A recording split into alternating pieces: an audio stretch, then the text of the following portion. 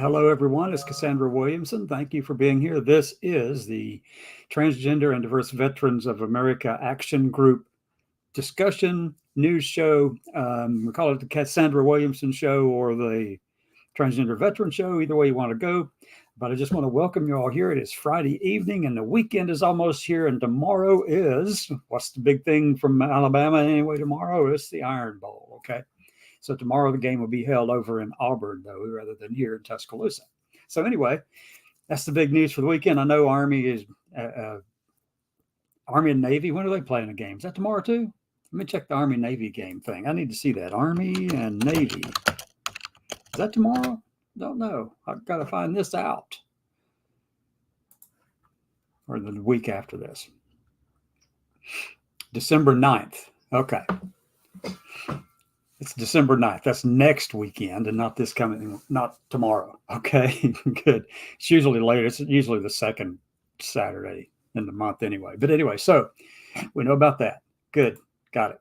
All right, can't wait for that game. That's the one I usually watch anyway, if I can, if I have the opportunity and time to do so. So anyway, welcome to the show, wherever you might be. You can always put a comment over here in the comment block. This is live on Facebook, LinkedIn, YouTube, Twitch, Twitter, and on our website. And here's the disclaimer. I want to make sure this is very clearly heard, is that this is, as I said before, the Cassandra Williamson Show with Transgender Diverse Veterans of America Action Group. And sometimes I'll talk about things that are happening on the not the Action Group side, but it's TDVA, the same thing, just not the Action Group side. But most of what I've been doing here lately has been just stuff that has to do with the Action Group side of our organization, okay? Because there's so much going on in this country right now that's attacking transgender people and LGBT people and minorities in particular, all minorities really, because, they're trying to whitewash the whole damn country. You don't believe it? Well, you need to read Project 2025. They're pretty clear about what they want to do. So that's what we've been doing for quite some time now. And part of this disclaimer, by the way, is that all the opinions expressed here are mine and not necessarily those of any particular organization or agency, department, government, another person. They're mine. They're just my opinions, okay? And if you're under 18 years of old, you need to leave now. This is not for you, okay? So get out, leave now. This show is not for you if you're under 18.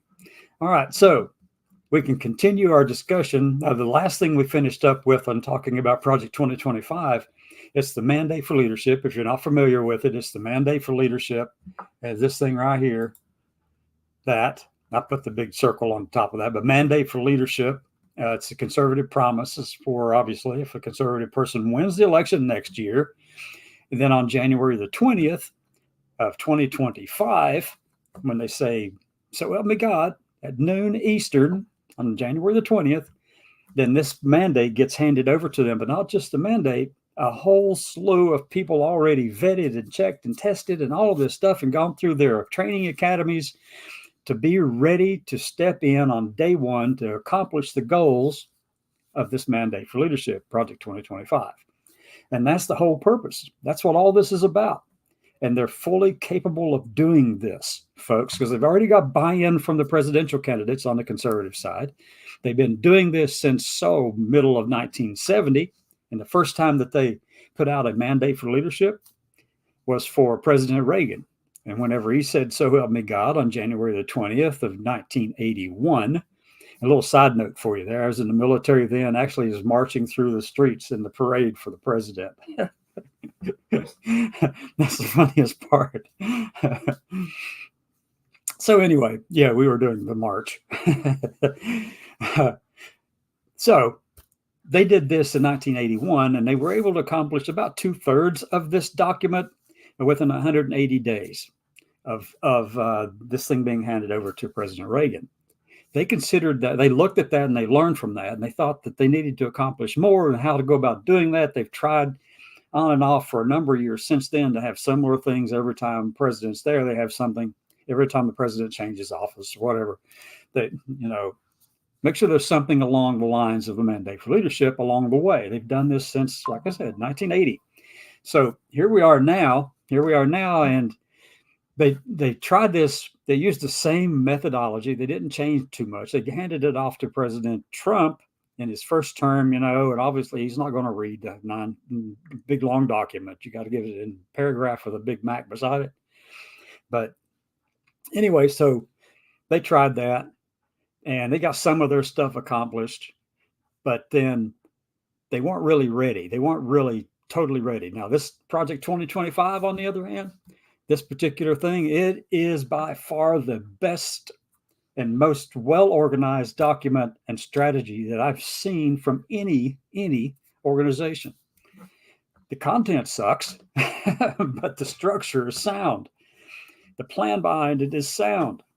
The method used is sound. The content sucks. Okay, so let me drop off that photo right there. And so what we're going to go do now is take a look at our, let's see. We're going to go over and look at Project 2025 and pick up where we left off last. Now, earlier today, during our regular show today at noon Eastern time, it was a pre-recorded thing. I had to go step out and do something for my local VA here in Tuscaloosa, Alabama.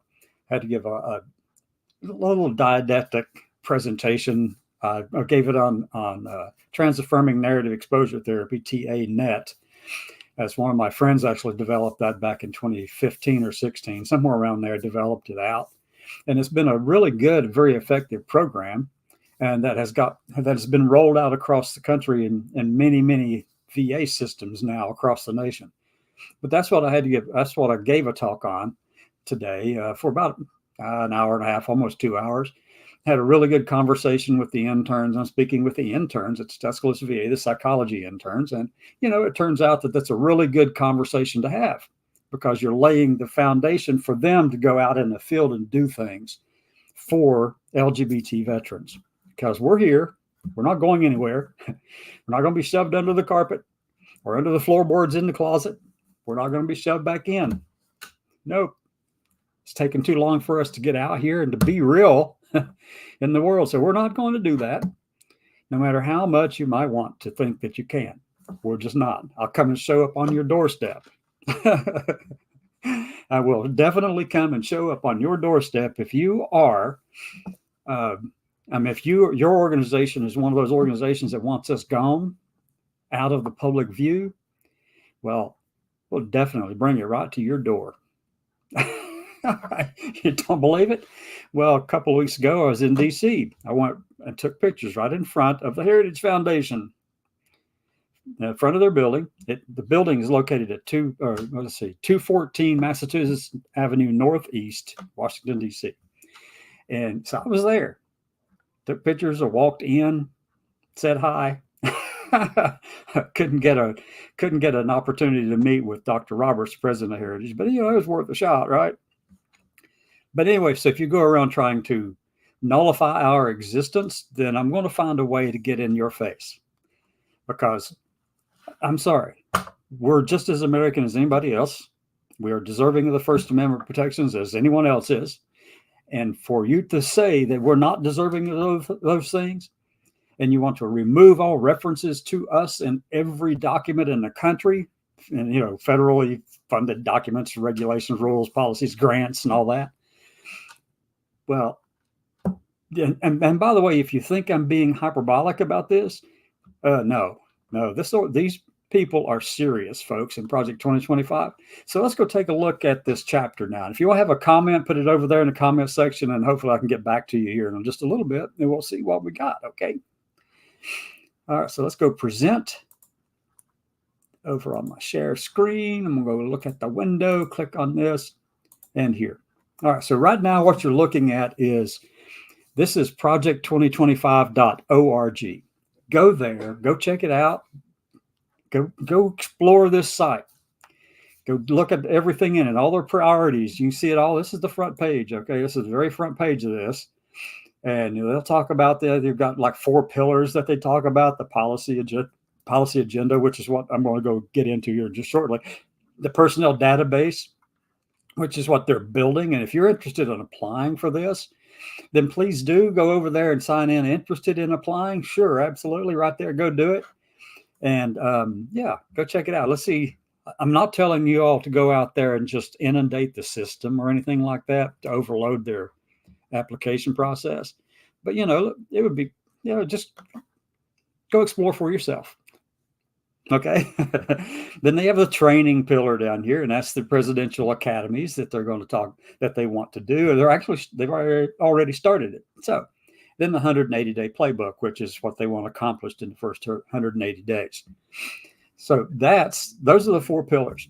Now, the policy itself, the policy agenda, that's the thing that I'm spending most time in right now, because that's where we see what their thinking really is and how they want to do this and what they mean by it and how serious they are about it. Okay, so let's go over here to the policy tab. You can click on that one, the policy tab, and you'll see here it says policy agenda. This is their first pillar, the policy agenda. And I got that picture from there, by the way. But anyway, so you can go right here, and if you go click on buy the book, I mean, it was $35. I think they're still sold out. I think it's still sold out. They probably sold all 20 of the ones they had. No, I'm going to tell you, they probably sold a whole heck of a lot more than that, because they had 400 thought leaders help write this thing and come up with this whole thing right there. That thing, yeah, that thing right there. 400 people representing multiple organizations that are also far right conservative in the deep ditch side, okay, of things. And so they've been talking about it. Well, they started working on this thing in April of 2022. But let me get out of this particular thing really quickly.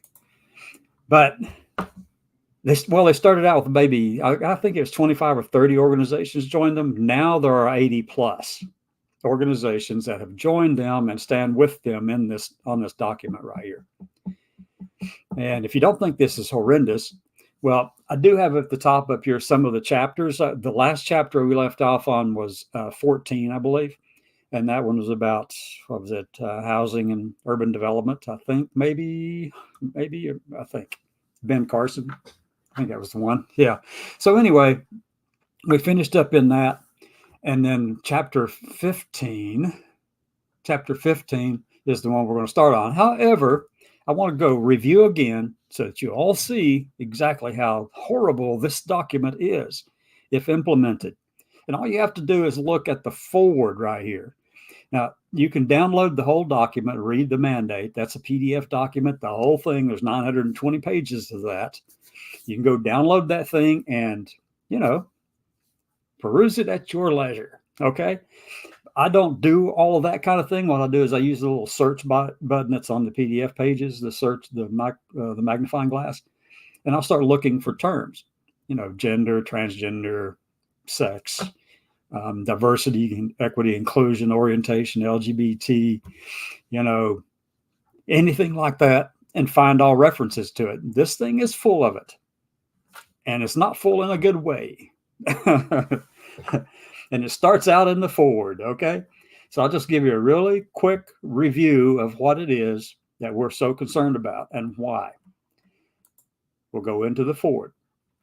And look, this is page 4, but I'm up here at page 1 at the very first page of the forward. Go up here to the very first page in the forward, the second paragraph. Look right here. This is where it starts. This is the second paragraph in the forward, written by Dr. Kevin Roberts, who has a PhD in early American history. Okay. I think he wants to restore the country to early American version. That's what this is. And he goes, look at America under the ruling and cultural elite today. And he's saying, they are as well. Inflation is ravaging family budgets. True.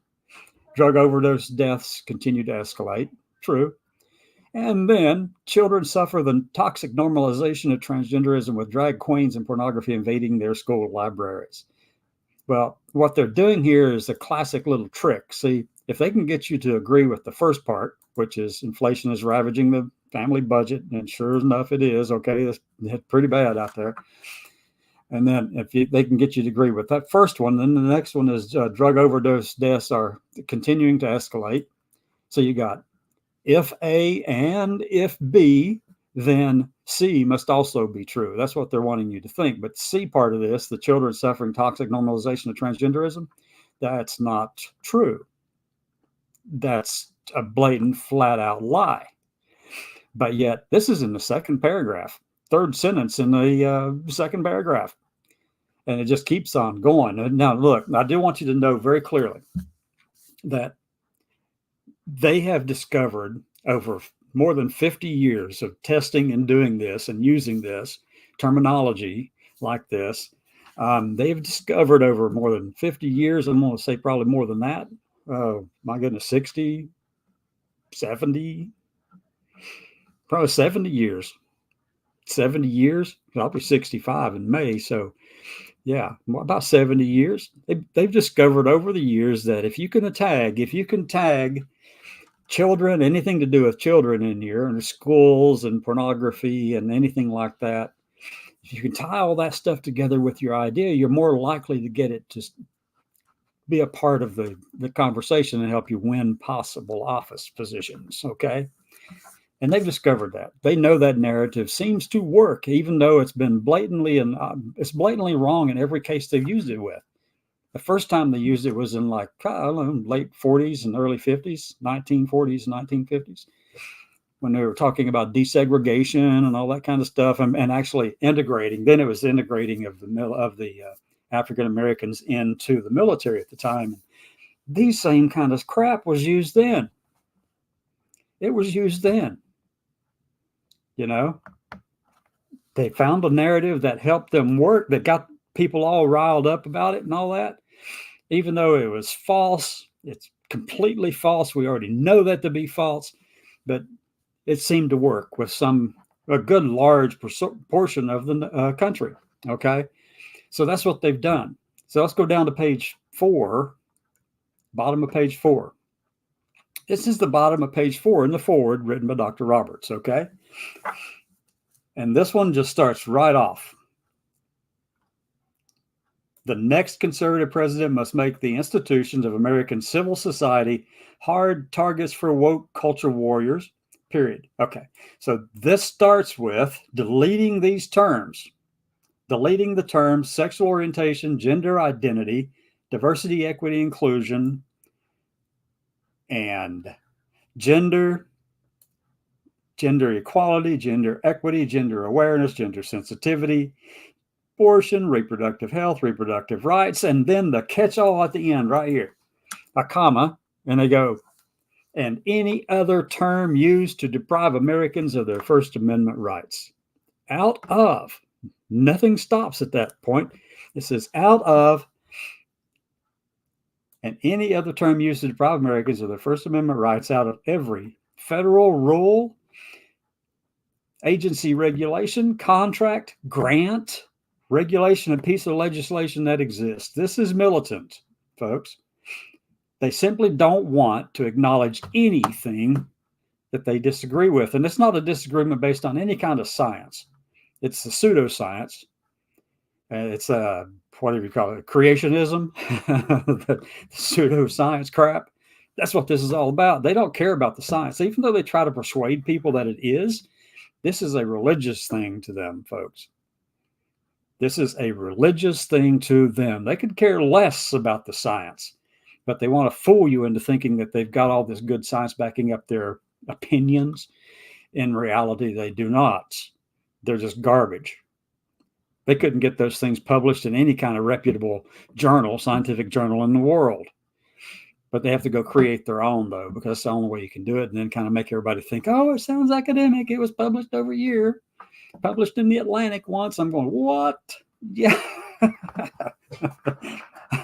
No, no, it's junk science. Ryan Anderson did a bunch of stuff attacking things, attacking the sound science that's over on this side of stuff. Ryan Anderson, if you don't know who he is, he's on the board of New College of Florida. He's also one of the conservative people in Heritage Foundation and been involved with several things. He's a doctor of psychology, I think. But anyway, so these people grasping at straws, everything they can grasp at to persuade people that, you know, they need to do this for those reasons, when in fact it's really nothing more than it offends them and their religious views. Yeah, that's really all it is. But here's the catch to this one. That's not a catch, really. This is the part that's scary. They are saying that and any other term, this right here, and any other term used to deprive Americans of their First Amendment rights. Do we have any First Amendment rights? Does that offend you in any way? Really? Does that not offend you in any way whatsoever that only certain Americans qualify for First Amendment protections? Does that not piss you off? It should. Jeez. And then the next part of this is they want to remove it out of, now this is the part that gets me, out of grants. So why? They don't want to know what they don't want to know. That's really, they want to be as dumb as they possibly can be, and they're not going to allow you to figure out how the science actually proves, because this is another way that they can, kind of ignore the science, is to stop the research. And that just is, I don't get that. I don't understand that. I just don't get the idea of stopping research into something. But, if they can stop the research, then they can say there's no research to back up these studies, or they can say there's not enough research to do it. And that's what they're doing. They're stopping they want to stop the research. And how would they do that? Well, the National Institute of Health, NIH, has a section that it studies the socioeconomic impact of being fitting within this community: sexual orientation, gender identity. The SOGI field, sexual orientation and gender identity. There's a whole department in NIH that does that, and it looks at the social determinants of health that impact the wellness and thriving and well-being of people in that community. And what they're trying to do here is just whitewash it and pretend there are no differences, that everybody gets treated the same, when we know for a fact that is not the case. It's not the case. So if they can shut down the research on that, they can tell you with a straight face, there's no research supporting any of that. That's what they do. This is a deliberate effort to remain dumb and stupid, ignorant. It's just all it is. They don't want to know what they don't want to know, folks. Anyway, so this whole section goes into all of that kind of stuff. And it says here, they throw in pornography again with transgender ideology, sexualization of children, and all that stuff, and then say it has no claim to First Amendment protection. Really? And also the other part of this is I can't stand it whenever somebody puts ideology or ism with transgender, because no, I know people who are conservatives and Republicans and independents and liberals and all kinds of people, all kinds of belief systems, ideologies, who are transgender. Being transgender is not the thing that has an ideology associated with it. Conservatism is an ideology. You choose to be that.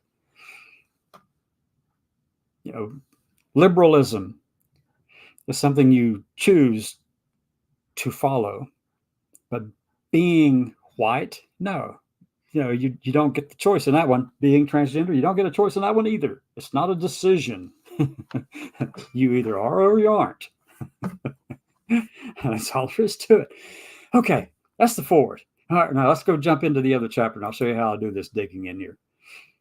Get out of that. So we're in chapter 15 right now, okay? We're going to look in chapter 15, and as I told you, I go up here to the little magnifying glass on the screen, and I will click on that and type in a word I want to see. Let's see what's in chapter 15. And by the way, chapter 15 is, this is HUD. That's right. Department of Housing and Urban Development. Dr. Ben Carson, folks. Yeah. So let's just go up here and type in, sex. How about that? How many times is sex referenced in this one? 0. Let's go up here and type in gender. There's no reference to gender in HUD. Let's go check out with abortion. No references to abortion in chapter 15. Let's go with diversity. Oh, wait. Okay, diversity. Is diverse one of them? Nope, diversity. And the only references in that, there's only one actually, and it's down in the footnotes in the reference section. These initiatives are maintained under such designations as. Okay, so let's go look for, what are we looking for? That's number 27. Let's look up 27 right here to see where that goes. Takes us to 27, okay? 27. Ba-da-ba-da. So let's go back to the top. Okay.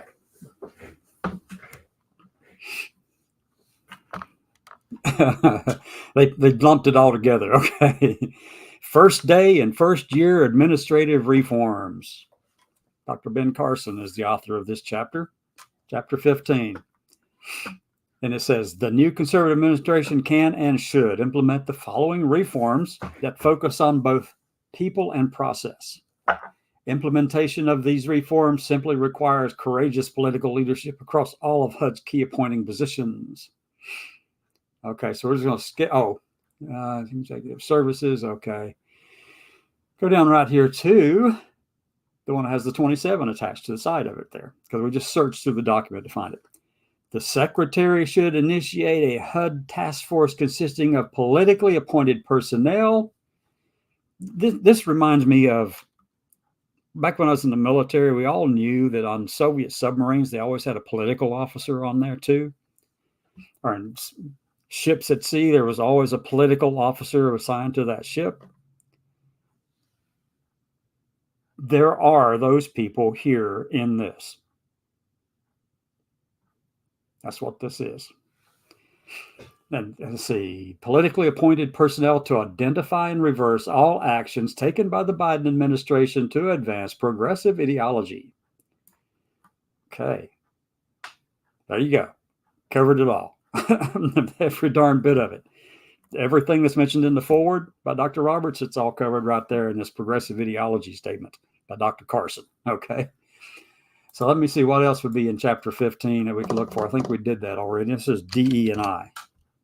One that's also down there in that same point at 27. Any other references to CRT? No, there's only one. So right there it is. It's all right here in this. Okay. So there's really not much in here other than that one catch-all statement about progressive policies. So we can actually drop out of chapter 15 now, because we know that there's not much in there that talks about things that are important to us in this community. So this is chapter 16, and this is the Department of the Interior, written by William Perry Pendley. Okay, chapter 16. So let's go up here to our little magnifying glass. We're going to go into that again and look for CRT. There's no reference to CRT. Let's go with sex. No reference to sex. Gender. No reference to gender. Diversity. Diversity. Nope. How about diverse? This is okay. Meanwhile, state and tribal local officials, the diverse collection of stakeholders who use public lands and Western neighbors became accustomed to having top BLM decision makers in Grand Junction, Colorado. Okay. This is Bureau of Land Management, by the way. It's not what you would think. All right. So apparently in this one, there's nothing in there either. Let me see. Abortion. Let's try that one. No. All right. So we can get out of chapter 16 because there's nothing in there that we need to be looking. Well, I need to type in LGBT just to be clear. No. All right. Nothing in there. Next, chapter 17. This is the Department of Justice. So let's see what's in this one. Okay, we're going to start. Yeah, okay, LGBT. All right, so this is the first reference to LGBT. And they're talking about the ruling that is the 303 Creative versus Ellenus. Okay, the Department of Justice argued in favor of the government's ability to coerce and compel what the lower courts all found to be pure speech. The oral argument made clear the department's view that it was the viewpoint expressed that gave the government the power to censor and compel speech. And I just said the same darn thing twice. During oral argument, the United States took the remarkable position that the government can compel a Christian website designer to imagine, create, and publish a custom website celebrating same-sex marriage, but cannot compel an LGBT person to design a similar website celebrating opposite-sex marriage. What? I don't recall it quite that way. Yes. In the government's view, wait, where'd I go? Right back to the top. Let me go down here again. T. In the government's view, oh shit, I clicked on it again. All right, just have to go do it again. All right. In the government's view, declining to create the latter website was based on an objection to the message, while the former is based on status rather than message. But that argument inevitably turns on the viewpoint expressed. Okay, so basically what they're saying is that, well, we'll just look at it. Let's go look and see. Let's go down to the next reference to LGBT. And we're still talking about, this is ensuring proper distribution of JOA or DOJ grant funds. See, back to the grants part. DOJ grants are an underutilized asset in most conservative administrations. When used properly, they can be highly effective in implementing the president's priorities. The Office of Justice Programs, OJP, is comprised of 6 components and is responsible for most DOJ grants to local law enforcement, juvenile justice, and victims of crime, as well as for criminal justice research and statistics. The opportunity to support the president's agenda may be greater through OJP grant funding than it is through any of the federal government's other grant-making components. Okay, let's go see what they're talking about then. All right, so consistent with appropriations from Congress, the OJP dispenses approximately $7 billion in various grants. Block grants are given to a state to be awarded pursuant to federal regulations. Some funds support law enforcement and victims of crimes are awarded pursuant to block grants, but most OJP funds are awarded through discretionary grants. Specific programs written into the budget by Congress. Okay, so now, although, here we go. Although Congress dictates the way in which many grant awards are to be made, federal staff enjoy a tremendous amount of discretion in adding conditions and priority points. Grants operate with a carrot and stick. To receive grant funding, a recipient must agree to certain conditions, which in many instances include the president's priorities. For instance, under an anti-human trafficking grant during the Obama administration, approximately $110 million in 2020, an awardee had to show a partnership with an LGBTQ organization and always have an interpreter on site. These conditions work to change culture and overlaid President Obama's priority support for LGBTQ community and for more of the funding to go to areas with large immigrant populations. See, they've mentioned 2 things that they already have a problem with right here: LGBT people and organizations and immigrants. Okay, so let's go find the next reference to it. I think that was probably it. No, that's it. Okay. So now let's go look for sex. That was just LGBT. Let's look for sex. How many references to sex? There are 9. And this is the first. This is number 7. Let me go to number 1. Click, click, click, click, click. Click. Okay. Number 1. Let's see what we're talking about. Enhancing the federal focus on and resources in jurisdictions with rule of law deficiencies. Who's going to determine that? All right, so let's go down through here to find this. Where warranted and proper under, let's see right here. Where warranted and proper under federal law, initiate legal action against local officials, including district attorneys, who deny American citizens equal protection of the laws by refusing to prosecute criminal offenses in their jurisdictions. This holds true, particularly for jurisdictions that refuse to enforce the law against criminals based on the less favored defining characteristics of the would-be offender race, so-called gender identity, sexual orientation, etc., or other political or considerations. Immigrant status now. Okay, go for it. Go for it. Now let's get on the next one. Let's see what this one has to say. Enforce the death penalty where appropriate and applicable. This is capital punishment is a sensitive matter, as it should be, but the current crime wave makes deterrence vital at the federal, state, and local levels. However, providing this punishment without ever enforcing it provides justice neither for the victims' families nor the defendant. The next conservative administration should therefore do everything possible to obtain finality for the 44 prisoners currently on federal death row. It should also pursue the death penalty for applicable crimes, particularly heinous crimes involving violence and sexual abuse of children. Absolutely. Until Congress says otherwise. Yeah, fine. Good. Next, sextortion. Let me see. Ensure, what are we looking at this time? Pursuing a national security agenda aimed at external state and non-state actors. Okay.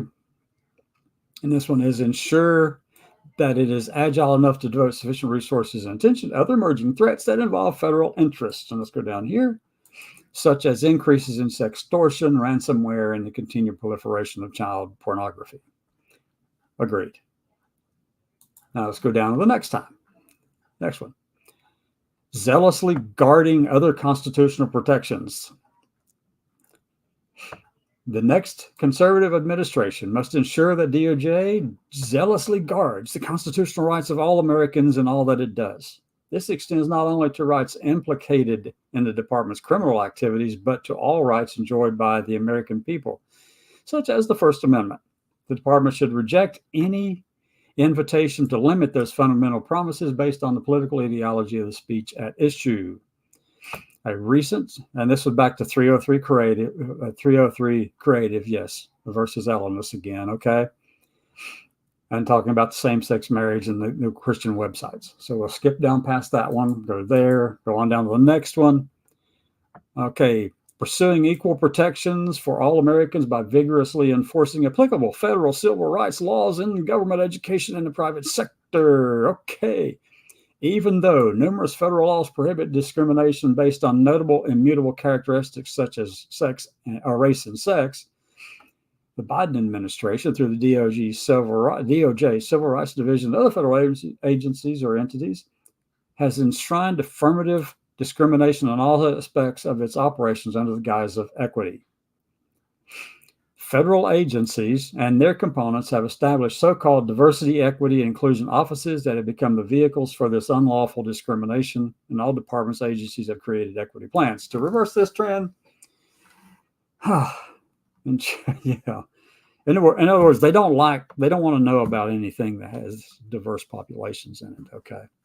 They're just dense like that. Let's go on down to the next one. Undertake comprehensive review of hiring practices. Yeah. Let's go on to the next one. This is number 8. That's down in the reference section, and 9's in the reference section. So now let's go in and look at gender. So-called gender identity. We've already read this one right here. The so-called gender identity thing. We read that just a minute ago. Know about that. Let's go next to the next one. It's down in the references, and the next one's in the reference section. Now let's go with diversity. Diversity, so-called, and that's the one we just read as well. And there's only one reference to diversity in here. So that takes care of the Department of Justice, folks. You can see all the reference. You see how this process works. Now you can go download each chapter separately and go dig into it yourself, looking for your particular word that you think is important, that's important for you. So chapter 18, what is this one? This is the Department of Labor and Related Agencies by Jonathan Berry. All right. So let's go do a deep dive into this one. The very first reference, the very first reference to the word diversity occurs here. Reverse the DE&I, needed reforms. Reverse the DEI revolution in labor policy. Under Obama, and so the labor policy was yet another target of the diversity, equity, inclusion revolution. Under this managerialist left-wing race and gender ideology. Let me just highlight that one. Under this managerialist left-wing race and gender ideology, every aspect of labor policy became a vehicle with which to advance race, sex, and other classifications and discriminate against conservative and religious viewpoints on these subjects and others, including pro-life views. The next administration should eliminate every one of these wrongful and burdensome ideological projects. But what they're not telling you is that this is an ideological project in and of itself. Their side is also that. Okay, the next thing, we don't have to go digging very far right here. Eliminate racial classifications and critical race theory trainings. The Biden administration has pushed racial equity in every area of our national life. I absolutely should, and there's no reason why you shouldn't, because, there are different social determinants of health that impact every single person in this country. If none of those multiple intersecting types of things occur to you, then you're on one of the privileged sides. Okay. And has condoned the use of racial classifications and racial preferences under the guise of DEI and critical race theory. Okay. These people are just flat out dumb, but they got to do this because, it excites a bunch of stupid people out on the left or the right, even, actually. So now let's just go on down. That's number 4. Where are we at? Eliminate EEO1 data collection. Okay. All right. This is the Equal Employment Opportunity Commission collects data on employment statistics based on race, ethnicity, which data can then be used to support a charge of discrimination under a disparate impact theory. This could lead to racial quotas to remedy alleged race discrimination. And the Office of Federal Contract Compliance Programs, OFCCP, also has a right to the data EEOC collects. Crudely, categorizing employees by race or ethnicity fails to recognize the diversity of the American workforce and forces individuals into categories that do not fully reflect their racial and ethnic heritage. Okay, all right. But you don't want to collect data on all of them. That'd be it's just all up in your feels when you start asking about transgender people or LGBT people. That's part of diversity. Religion, provide robust protections for religious employers. America's religious diversity means that its workplaces include people of many faiths and that many employers are faith-based. All right, fine, we know that. But religion cannot ever trump any other thing, any other right, because that's an ideology in and of itself. Your religious views are ideological. Okay. All right. ESG considerations, environment, social, governance considerations unrelated to investor risk and returns necessarily sacrifice trust law's traditional sole role on investment returns for collateral interests. And while individual investors may prefer to invest in green companies, woke companies, or companies with greater board diversity, and may even be willing to sacrifice some financial gains to do so, the question relevant to DOL, Department of Labor, is whether and under what conditions fiduciaries should be permitted to follow this path as well. Just another tool, right? Okay, let's go on down. That's the end of the diversity section. Did we already look for gender? Let's see. 12 references to gender. And this one is needs reforms, reverse DEI revolution. Okay. Gender ideology, every aspect of labor policy. Okay. Yeah, we've already been in that one. Just go down through here and dig into it. Just go find them. Go look. It's all here. And this one here is about Bostock v. Clayton County. Okay. Sex discrimination. This is what they really got pissed about this thing, is that the Supreme Court ruled that it was for employers, and then the executive branch under President Biden has taken and extended that a little bit to include sexual orientation and gender identity issues within it.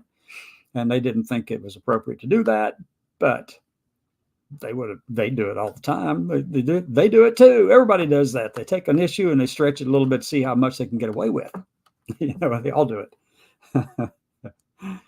And this is really funny too, because let me just read through this one. The Biden administration, LGBT advocates, let me just start right here. The Biden administration, LGBT advocates, and some federal courts have attempted to expand the scope and definition of sex discrimination based in part on the Supreme Court's decision in Bostock v. Clayton County. Bostock held that an employer who fires someone simply for being homosexual or transgender violates Title VII's prohibition against sex discrimination. The court explicitly limited its holdings to the hiring and firing context of Title VII and did not purport to address whether other Title VII issues, such as bathrooms, locker rooms, and dress codes and other laws prohibiting sex discrimination. Notably, the court focused on the status of the employees and used the term transgender status rather than the broader and more amorphous term gender identity. There's nothing amorphous about gender. There's nothing amorphous about it. You know what your gender is. You know what your biological sex is. You know what your genders, your genetic sex is or anatomical sex is. You know those things.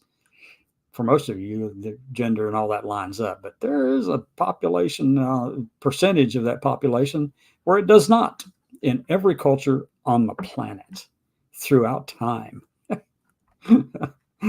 Restrict application of Bostock. The new administration should restrict Bostock's application of sex discrimination protections to sexual orientation, transgender status in the context of hiring and firing. That's the only context they want it in. They don't want to do anything else. They don't think that any of these people deserve anything more than just that protection. And that's what the Supreme Court actually specifically said in that one case. Okay. All right. Rescind regulations prohibiting discrimination on the basis of sexual orientation, gender identity, transgender status, and sex characteristics. You have got to be freaking kidding me. This is, let me just do it like this. I'm going to put a big red mark across this thing like this. Well, it's not a red mark, is it? Let me go erase that mark so I can change it. Click, click. Okay. I got to go up here and pick a color. I'm going to put a red line through this. This is a red line. This thing is just, this is bullshit. Really is. That's bullshit. They're telling you flat out that they don't want these people around and they want to be able to discriminate against them.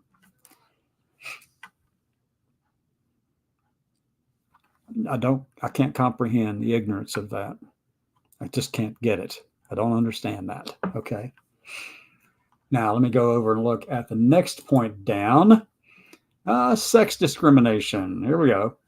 Let me go back to where I was earlier. No, that's not what I want. I want to go here. Hold on. What? Back to here.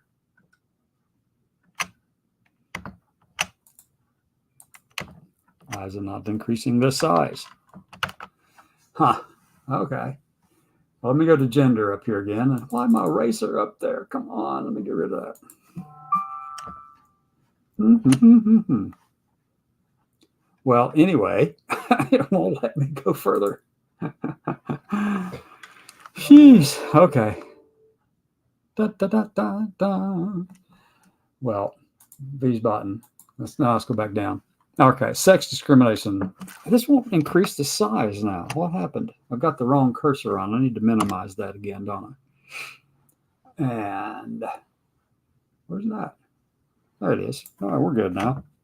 Let's get back up to this so we can actually see it. How's that? And we hit gender. And we've been in that one. Let me see. And let me go down to the next one. We did this one, sex discrimination. All right, the Biden administration, all these people, okay. Violates Title VII prohibition against transgender status. Okay, restrict the application of Bostock. We looked at that. That's another big red thing. We looked at this one. That's a big red X on that one. Direct agencies to refocus enforcement of sex discrimination laws. The president should direct agencies to focus their enforcement of sex discrimination laws on the biological binary meaning of sex. Complete disregard for science here. Complete disregard for science. Jeez, come on, folks. Number 4, Sex discrimination again. Let me see. Is this the same one I just looked at? Looks like it, doesn't it? Let's go down again. Number 5 or 4, gender identity. We looked at that. We looked at that. Looked at that. Looked at that. Looked at the next one. Provide robust protections for religious employers. Okay. I mean, if that's what you want to believe, that's fine. It's your ideology. You can choose to believe it if you wish. But I still don't think it should apply. You should not be able to do this against other people who don't agree with you. And same with us, too, on the left and the right. It doesn't matter which side says this kind of crap. I mean, as a matter of fact, let me just say this right now. If there was anyone over on the left putting out garbage like what's in Project 2025, I would strongly oppose it then, too. Just as much as I would, as I am now, this stuff coming from the right. All right. So, nevertheless, the Biden administration has been hostile to people of faith, especially those with traditional beliefs. Well, your traditional beliefs are just, okay. About marriage, gender, and sexuality. One, they don't know what the meaning of gender is because they keep trying to make it look like it means sex, but that's not what that is, folks. Go on down. Next one. Robust accommodations for that. Yeah. Reverse DNI revolution. Labor policy. Yeah, we've looked at that already too. But anyway, you get the idea of how we're proceeding through this thing. And that's what you do. You just keep looking. That's number 1 at the top. Okay. So if I look up abortion, O-R-T-I-O-N, how many references? 8 references to abortion in this thing. Pro-life measures, promote pro-life workplace accommodations for mothers. Okay. And then none of these laws requires an employer to provide health insurance benefits for elective abortion. Okay. Pass a law requiring equal or greater benefits for pro-life support for mothers and clarifying abortion exclusions. Congress should pass a law requiring that to the extent an employer provides employee benefits for abortion, it must provide equal or greater benefits for pregnancy, childbirth, maternity, and adoption. That law should also clarify that no employer is required to provide any accommodations or benefits for abortion. Well, look now, if you're going to apply for this other group, you got to apply for here. Otherwise, you're just plain up, straight up hypocrites, which this whole thing is replete with that. Oh my God, let's go on down.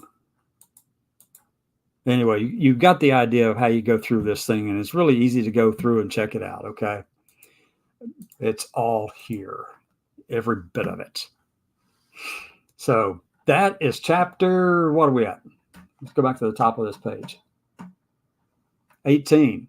So when we come back next, we'll take up chapter 19. And chapter 19, by the way, is, I'm going to leave the page. Chapter 19 is Department of Transportation. I can pretty much figure there's not a whole heck of a lot in it. Let me just go ahead and look really quickly. Let's see if there's anything about sex in here. Abortion, no. Sex, no. Gender, no. Diversity. It's down in the end notes. So this chapter on transportation, it really has nothing in here about topics that we're curious about looking into and studying, okay? So chapter 19 is out. So the next chapter we are going to get into is Department of Veterans Affairs, folks. Brooks D. Tucker is the author. Chapter 20. Come back Monday at noon, and we'll continue this conversation. I hope you have a great weekend. And let me get off of this stop sharing and go back over to the main page. We'll pick up Department of Veterans Affairs then. All right. So basically, you can see how this stuff is progressing. There's a lot of people out there wanting to do away with every reference to anyone who is a minority population in the country. They don't want to study them. They don't want to do any research on that. They don't want you to have any kind of protections because, you know, it's just whitewash the whole darn thing. Let's see what the comments are over here in the top. Okay, let me put up here what this person said. Religious views become oppressive and unconstitutional once they start being hateful. Yeah, I happen to agree with that. However, we might consider it hateful, and I know I do, and they don't consider it hateful. What they consider it is you know, we love you in Christ kind of stuff. But actions speak louder than words, folks. You can say that all you want, but the reality of your behavior is hateful, then there should be no protection to that. And let me see what this one is. Oh, yeah, you said the same thing twice. Okay. I agree with that. Thank you, Sheik Al Meow. Okay. Sheik of the cats. Okay. Okay. Great. Thank you for being here. With that, I'm going to call it a day and, have a great weekend. Let me get my banners back up here, get myself out of the way, and we'll play.